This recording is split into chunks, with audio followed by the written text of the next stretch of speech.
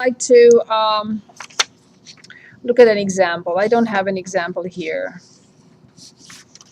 So let's say I would like to determine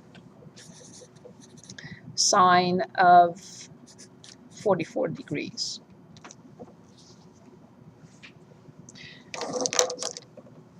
Now, if you ask me to find sine of 44 degrees without a calculator, I can give you a very good approximation, but using calculus and using this result. But if I don't have a calculator, that's my only chance. Okay. So I have to identify the function. I have to identify x, and I have to identify dx.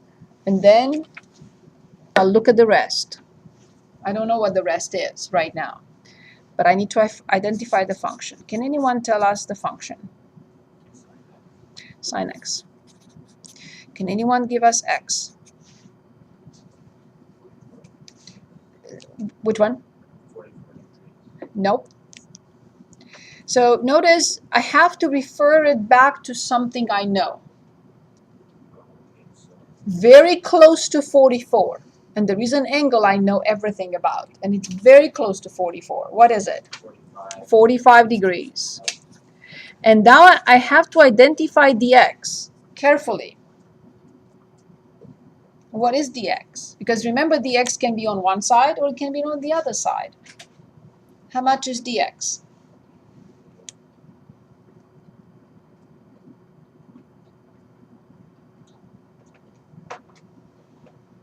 If the result is 44 and x is 45, what can dx be?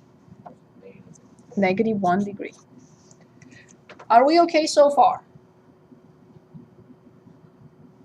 So I'm asked to evaluate this as accurately as possible.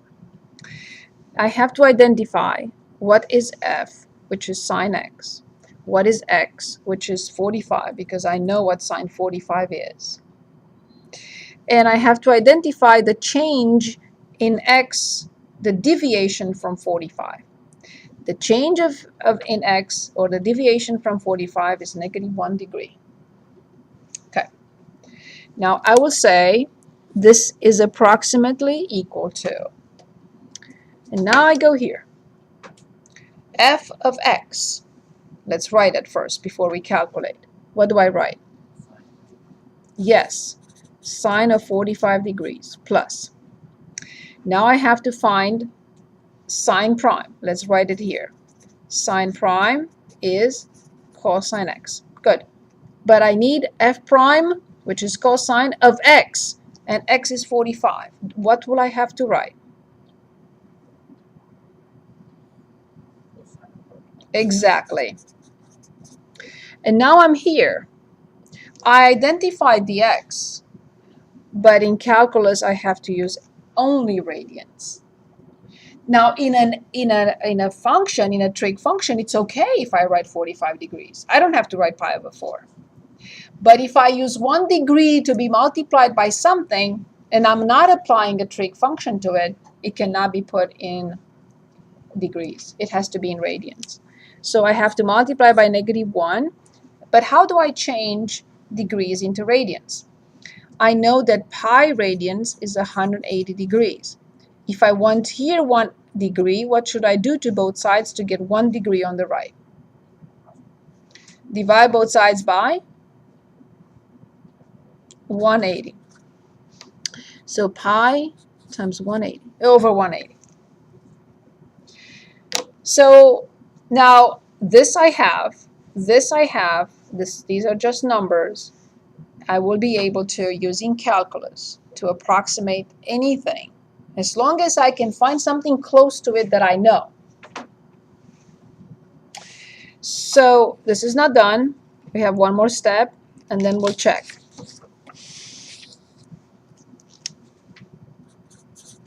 So then sine 44 degrees is approximately, anyone remember sine of 45 and cosine 45? Okay, those are both exactly the same. So I have minus in front, the square root of 2 over 2 times pi over 180. This is how they approximated. This is how they determined sine 45. And you can say, okay, what did you accomplish here? You still have to use a calculator on this. Not really. I can come up with a good approximation by hand of that. But not of this. Not of sine 45. Okay, so let's go to y equals. Clear everything. And I have sine 44. Since I'm using 44, I have to make sure that the mode is in degrees. It is. Okay, and the other one is the square root of 2 over 2. I'm going to put in parentheses. The square root of 2 divided by 2 minus the square root of 2 over 2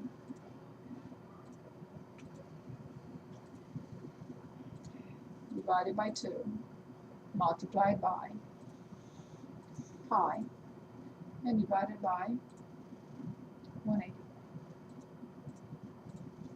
Okay, so now I go to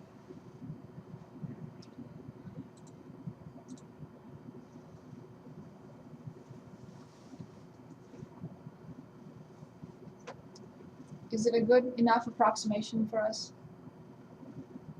So the second one is the line,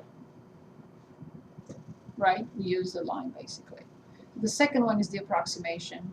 And this one is, of course, the same thing because I put in a constant in there, sine of 44. So this is the exact number. But this is what we get. And I didn't need the whole thing, but they were there. So that's all I needed. Okay? So I don't need all this. Any questions? Any questions? Let's go back to the handout. Find the differential of the function. So we have a function f of x equals the square root of 1 plus x squared. When I'm asked to determine the differential of a function, what am I looking for? I'm not asked to determine the exact change in the function. I'm asked to find the differential in the function, of the function. So what am I trying to find? We'll work on more examples of this kind in a minute. So what am I asked to determine? So dy is what I'm asked to determine. So dy equals f prime of x dx. This is extremely important for chapter 5. So then dy equals, I calculate f prime on the side, just 1 over the square root 2, the square root of 1 plus x squared times 2x. I'll simplify the 2, and I get x over the square root of 1 plus x squared. That's why I need the differentiation rules. So f prime, so it's x over the square root of 1 plus x squared dx.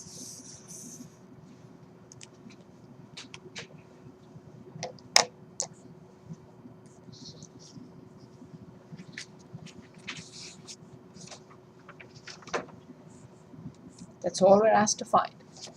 So dy equals f prime of x dx. I calculated f prime, and I put in the relationship that gives us dy.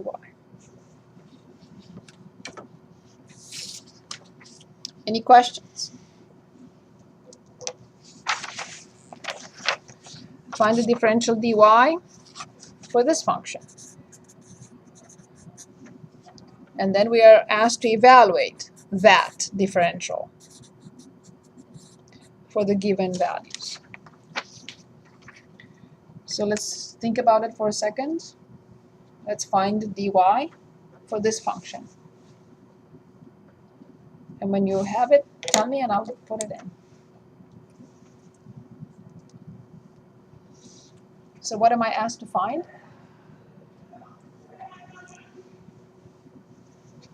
Well, that's the function for this function. Yes, dy, what is the formula? to write it. dy equals f prime of x dx. So then dy will be, very good, times dx. Excellent. All I have to do is just plug this in. This is negative 0.1, and this is cosine pi over 6. So then dy equals cosine pi over 6 multiplied by negative 0.1. Anyone remembers how much is cosine pi over 6? Very good. With minus in front, with minus 0.1. So minus 0.1. It didn't say whether to approximate or not. So you can leave it as, this is 1 over 10. So you can write it as negative the square root of 3 over 20. This is good enough. Negative 0.1 is 1 over 10. Negative 1 over 10.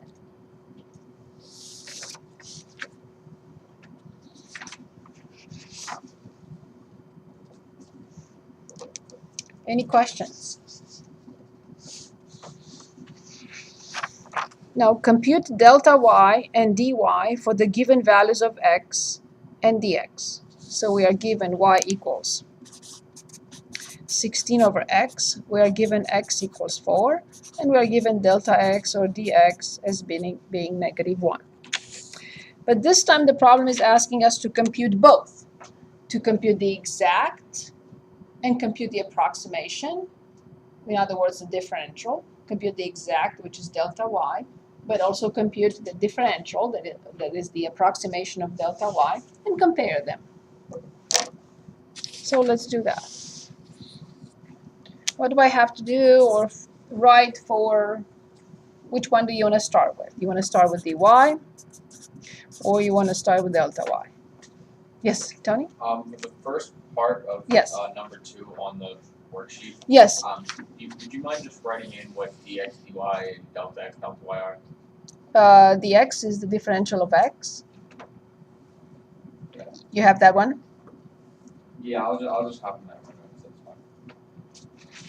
Oh, the only thing is that if I, oh, actually I don't have the other side.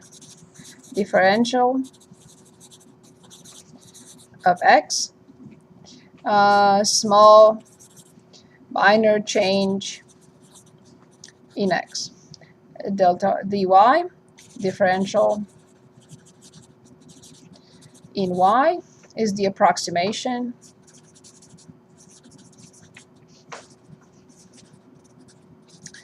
of the change in y triggered by the change in x.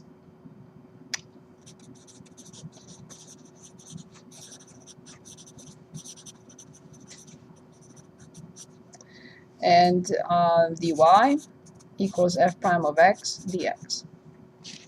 Delta x is the same with the small change in x, not differential. Small change in x. And delta y is the exact change in y triggered by same thing.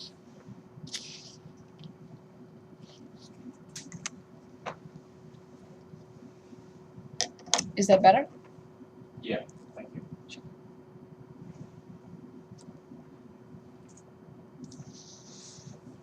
You need me to read this? I got it. Thank you. Sure. So now I want you to tell me which one you want to start with. Right. Delta y would be f of x plus dx minus f of x. Since we're using delta y, it's better to, it's the same thing. You can reuse delta x. It doesn't matter. They're the same. So how much is x plus delta x? X plus delta x. 3. So I have 16 divided by 3 minus f of x. 16 divided by 4, right? 16 divided by 4 is 4. So this is 4 divided by 3. You multiply, change you need to subtract two fractions. They have to have the same denominator. So 12 over 3, 16 over 3 minus 12 over 3 is 4 over 3. So this is the exact. Now I need to determine dy, which by definition is f prime of x dx. So then I have to differentiate 16 over x. Anyone remembers what to write when I differentiate this or this? I do not keep constants in there. They're factors. Say it again. Right, but we talked about 1 over x prime. We have to remember that. How much? 1 over 2 times square root of That's for the square root. But 1 over x, let's write it one more time. 1 over x is the same with x to negative 1. X to negative 1 prime is negative 1 times x to negative 2, so this is negative 1 over x squared. I need this result till the end of the course and beyond, because we're going to have to go backwards in chapter 3. In chapter 5, we're going to be given this, and we have to come up with this. So negative 16 over x squared. So please try to remember this. So then I'm back to dy, which is f prime of x, which is negative 16 over x squared dx. And I think you prefer not this, but I think you prefer this, knowing that they are very close. So then dy for x being 4, negative 16 over 16, so that's negative. And that was negative 1, right? Dx. Dx is negative 1. So this is negative 1 times negative 1, so this is 1. So delta y was 4/3, and dy is 1.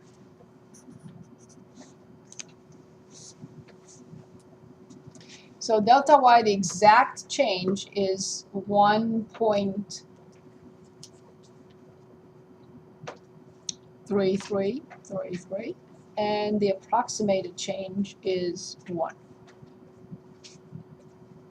Any questions? And now you can say, okay, fine, this is wonderful, but where is this applicable? One application was finding an approximation for sine 44. And here is the next one. So let's read the problem. The radius of a circular disk is given as 24 centimeters with a maximum error in measurement of 0.2. The radius. So the radius is 24 plus or minus 0.2 centimeters. One more time.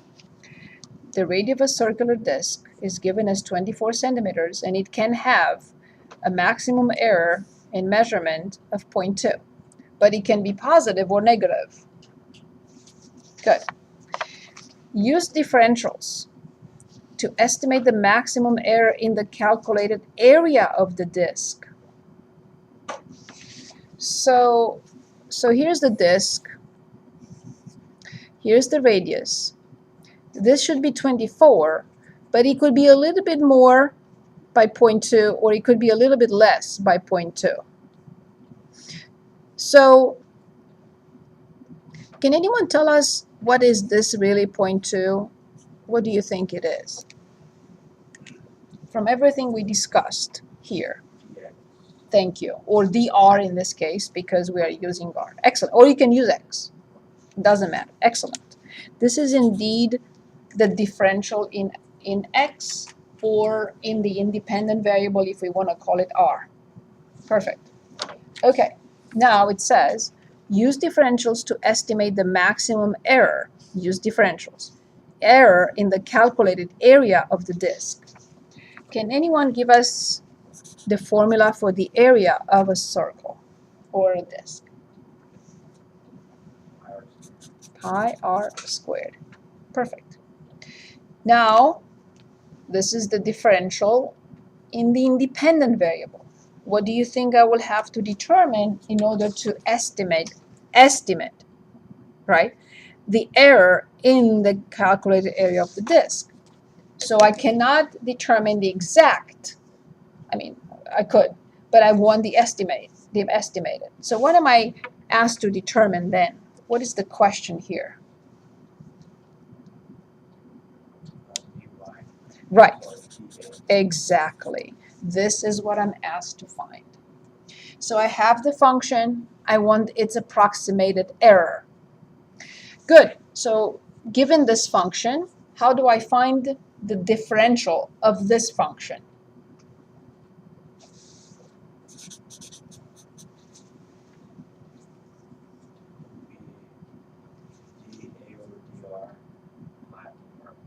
Careful, careful, let me write the formula.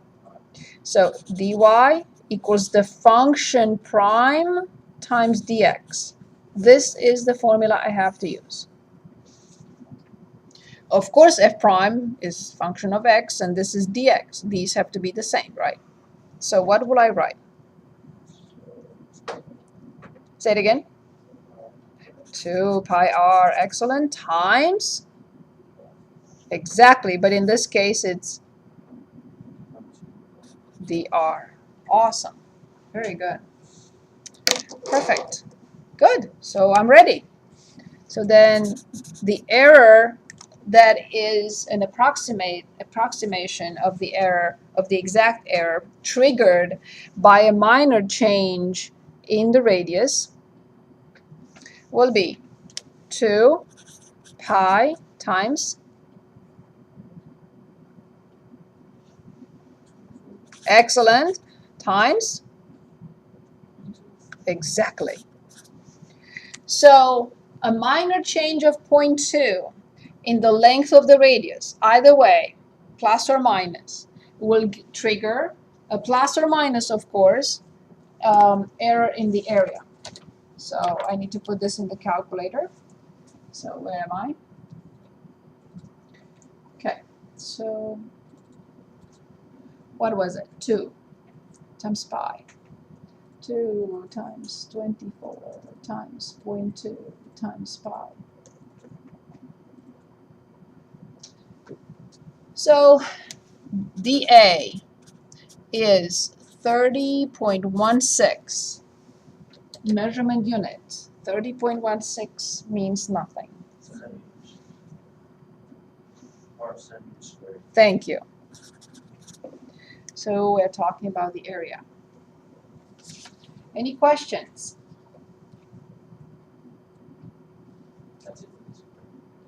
That's the error.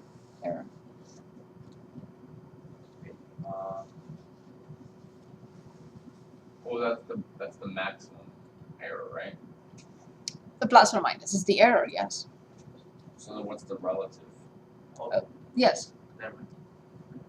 So that's the maximum error. It could be plus or minus, right? Yeah. Because if this is minus, then this will be minus, because this is minus. I'm sorry, this is minus, plus, plus, plus, plus, plus, plus, minus. Yeah. Right, so this will be plus or minus. So that's the error. Okay, so now let's go back to what is the relative error? Okay, how do we determine the relative error? And also, we are also asked to find the percentage error. Okay, relative error is the error divided by the area, in this case. The error in the area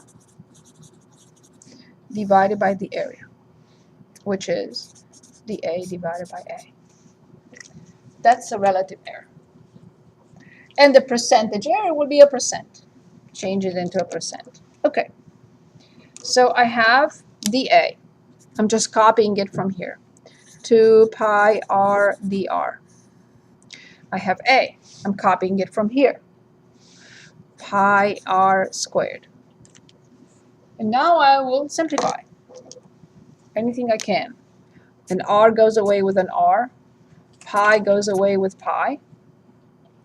So dA over a is the same thing with 2 dr divided by r. So before I calculate this, which we will in a second, I will say this. The relative error, and there is no measurement unit here. So centimeters squared over centimeters squared, no measurement unit. Centimeters over centimeters, no measurement unit. The relative error in the area is twice the relative error in the, very good. Now I can calculate it. So dA over A equals twice 0.2 divided by 24. So I'll simplify. So I only have to divide 0.2 or 0.1 divided by 6. So 0.1, if I simplify again by 2, it's 0.1 divided by 6. So I got 0.0167. So again, no measurement unit for this one, the relative error. So dA over A, 0.0167. And now we are also asked to determine the percentage error. Okay, what would be this error in percent? dA over A will be 1.67%. Yes.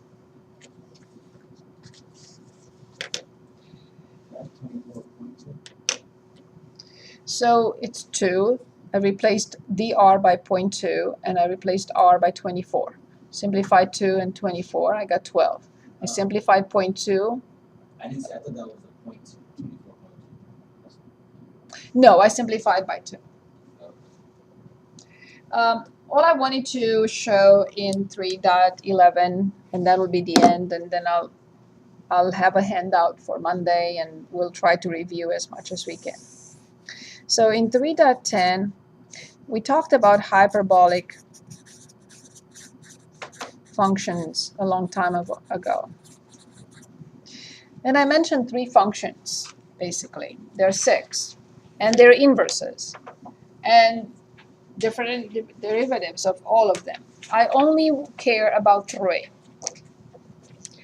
I care about hyperbolic sine, S-I-N-H-X. I care about cosine, hyperbolic cosine, and hyperbolic tangent. We have them in a previous handout.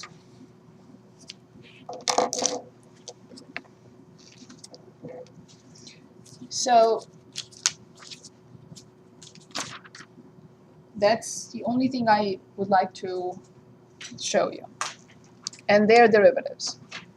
So this is e to the x minus e to negative x divided by 2. We also graphed them in our long time ago handout.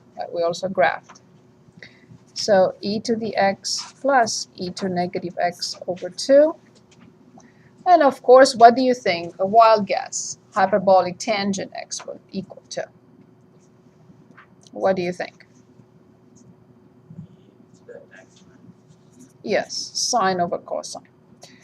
To negative x over e to the x plus e to negative x. Of course, hyperbolic sine over hyperbolic cosine.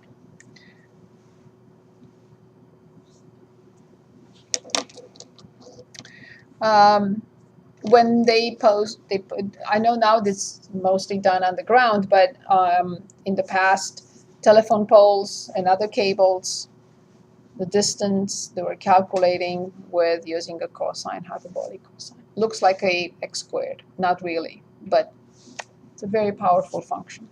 Okay, so all I would like us is to discover any of the derivatives you choose.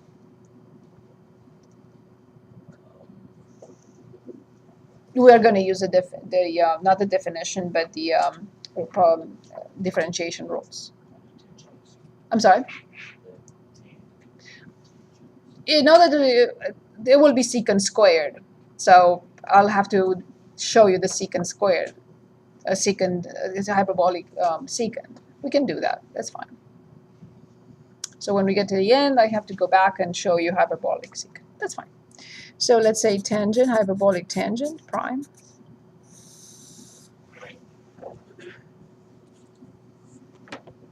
I was more interested to do one of these, but we can do tangent and one of those. But don't we have to know how to do tangent? Yeah. No, I just want you to, we would like us to discover at least one. You don't know, I'm not going to ask you to, but you will have to remember what it is. At least one. You have to remember all the derivatives of these three functions. Yes. So we started with tangent. We can come back to tangent. Let's do sine or cosine first, and I'll come back to this. So let's say which one, sine or cosine? Sine. Okay, very good. So hyperbolic sine prime will be. So the numerator prime is e to the x minus the second function prime will be e to negative x times the inner function prime, which is negative 1, divided by 2. Correct? But this is the same with e to the x plus e to negative x divided by 2. What does this equal to? Exactly. Hyperbolic cosine. So we know now that hyperbolic sine prime equals hyperbolic cosine. If you want to prove that later for yourselves, because I have to come back since we started tangent, I have to do it. So what do you think hyperbolic cosine will be? And you cannot say negative. It's going to be positive though for hyperbolic. So I know you would have expected from the trig functions, cosine prime is negative sine, not here. So please do that in the same way. You will see is positive hyperbolic sine. So these two, please remember them. And now let's go back to tangent. Because I would like to use these two results, and not differentiate this, but differentiate this. Okay? It's the same thing. But I prefer here, and especially because I have the derivatives right here. So it's a ratio. The top function prime is, yes, hyperbolic cosine times the bottom minus the top times the bottom prime. Yes, hyperbolic sine over hyperbolic cosine squared. Good. So now I have to show you that the numerator is 1. But I have to show you that. So I'm going to take this numerator aside, replace sine here, right, and square it, and cosine here and square it. So this is nothing else but hyperbolic cosine squared minus hyperbolic sine squared divided by hyperbolic cosine squared. So what we know from trig is that sine squared plus cosine squared is 1. But this is hyperbolic sine and hyperbolic cosine. So let's do that. So I'm going to square this. And I'm going to use the contract we have from the beginning of the semester. So I'm going to have 1/4.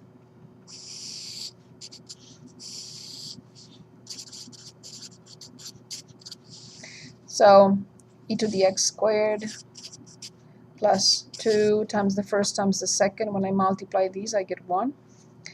plus e to negative 2x. Now minus. I square this. E to the x, twice x. Minus, but I have minus in front, so plus 2. And then minus e to negative 2x. Now I start simplifying. These two go away. These two go away. I have 2 plus 2 is 4. 4 over 4 is 1. So the result is 1 over hyperbolic cosine squared. And this is hyperbolic secant squared.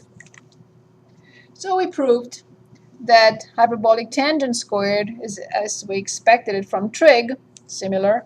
So tangent squared, tangent prime is secant squared. Hyperbolic tangent prime is hyperbolic secant squared. So these are the only three that I'm asking you to remember. That's hyperbolic sine prime is hyperbolic cosine.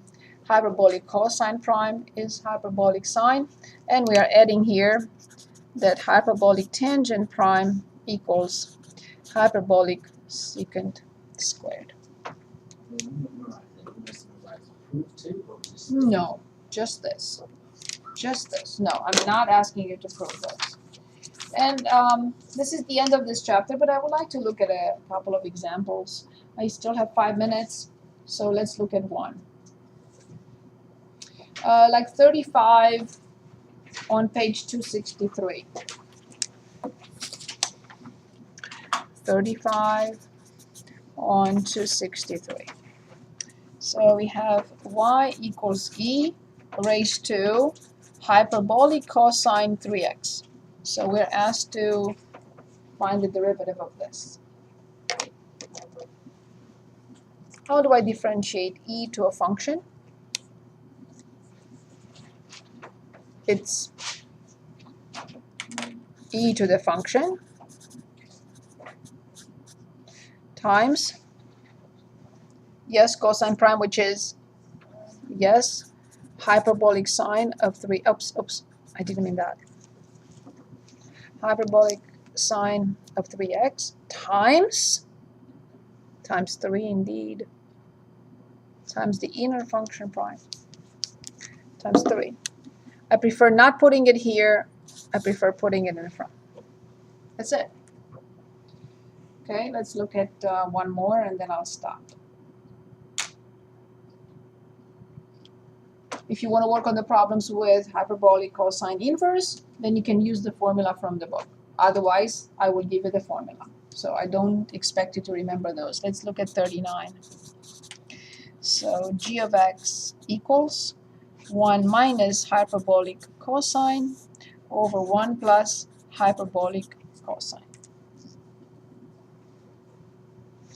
All we want to find is g prime.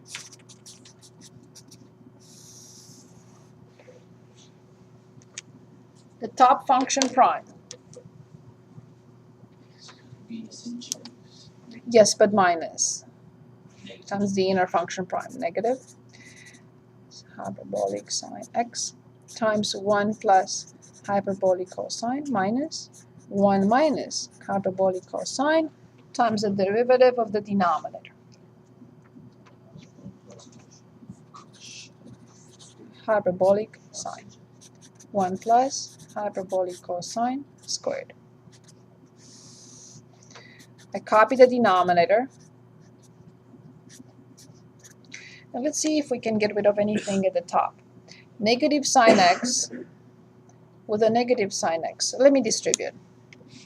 So negative hyperbolic sine minus hyperbolic sine times hyperbolic cosine minus hyperbolic sine, but plus hyperbolic sine, hyperbolic cosine.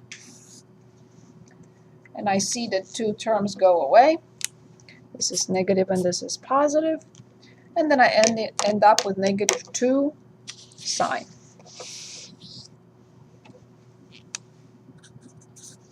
So negative 2 hyperbolic sine over 1 plus hyperbolic cosine squared.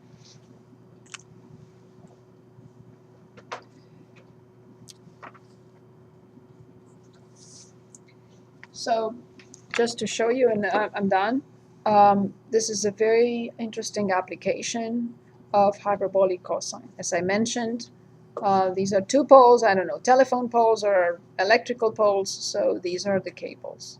That's how they determine what the distance should be and all the specifics.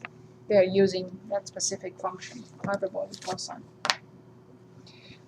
This is the end of